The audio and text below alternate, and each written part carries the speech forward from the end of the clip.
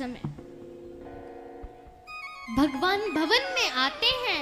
कौशल्या माँ से पूछते हैं कि अरे राघव कहाँ है? माँ ने बताया कि अरे बाहर खेल रहा होगा, देखो। दशरथ महाराज बाहर की ओर आते हैं,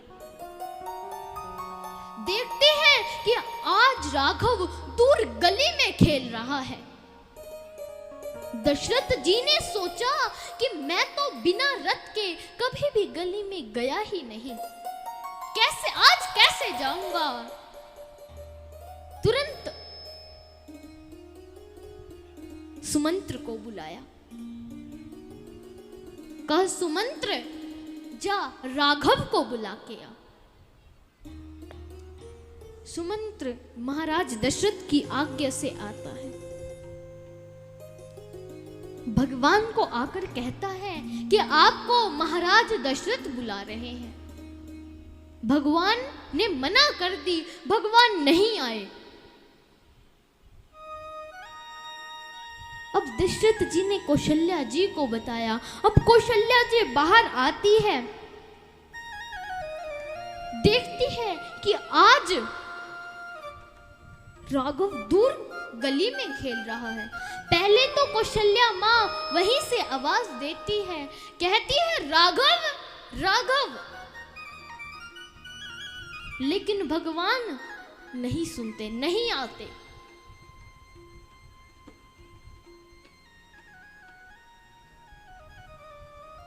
अब जैसे ही कौशल्या माँ ने देखा कि राघव नहीं आ रहा,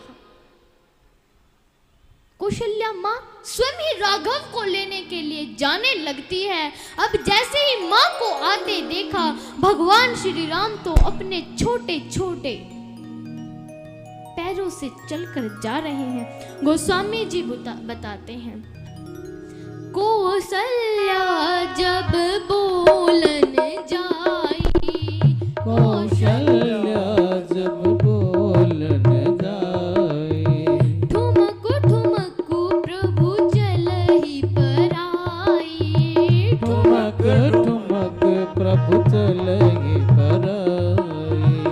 कौशल्या जब बोलन जाई, कौशल्या जब बोलन जाई, ठुमक ठुमक प्रभु चलहि पराई, ठुमक ठुमक प्रभु चलहि पराई। जय सिया राम, जय जय सिया राम, जय सिया राम, जय जय सिया राम, जय सिया राम, जय जय सिया राम, जय सिया राम, जय जय सिया राम।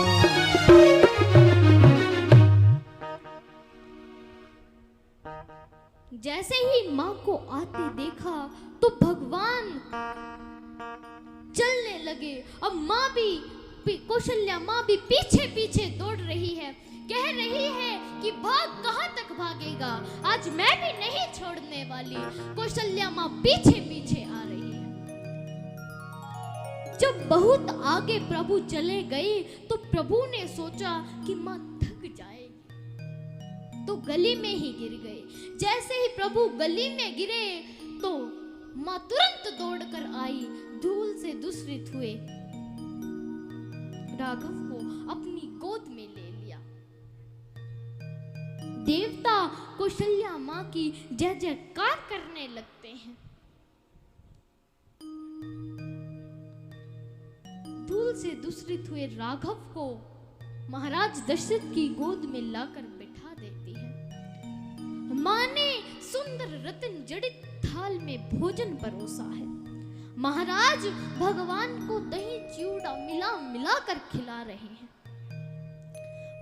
प्रभु बड़े प्रेम से पा रहे हैं। लेकिन यहाँ दशरथ जी ने भी वही कार्य किया जो जगत का पुरुष करता ही है।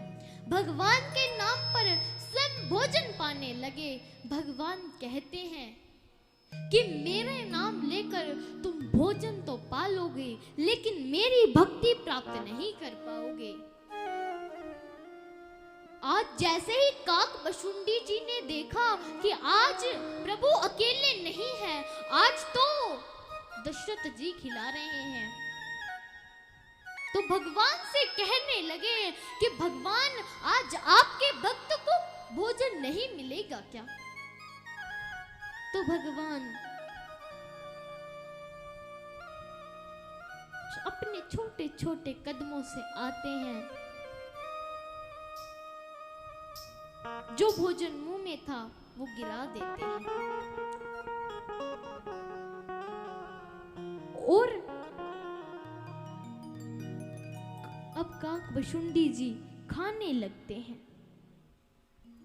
कुछ दिनों के बाद अब चारों भाई विद्या अध्ययन के लिए जाते हैं।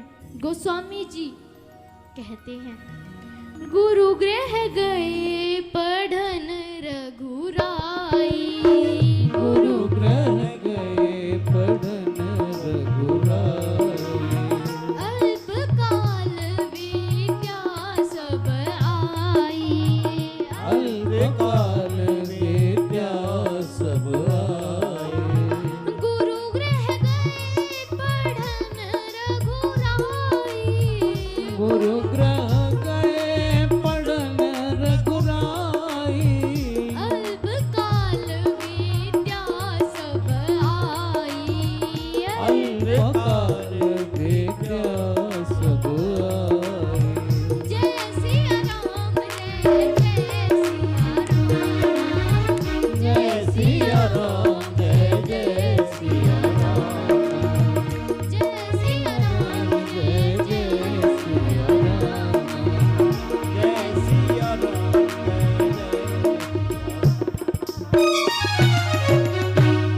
गुरु गृह गए पढ़न रघुराई, अल्पकाल विद्या सब आई। ये रामायण की वो चौपाई है, यदि इसका नित्य कोई बच्चा जाप करता है तो सब प्रकार की विधाओं में वो निपुण हो सकता है।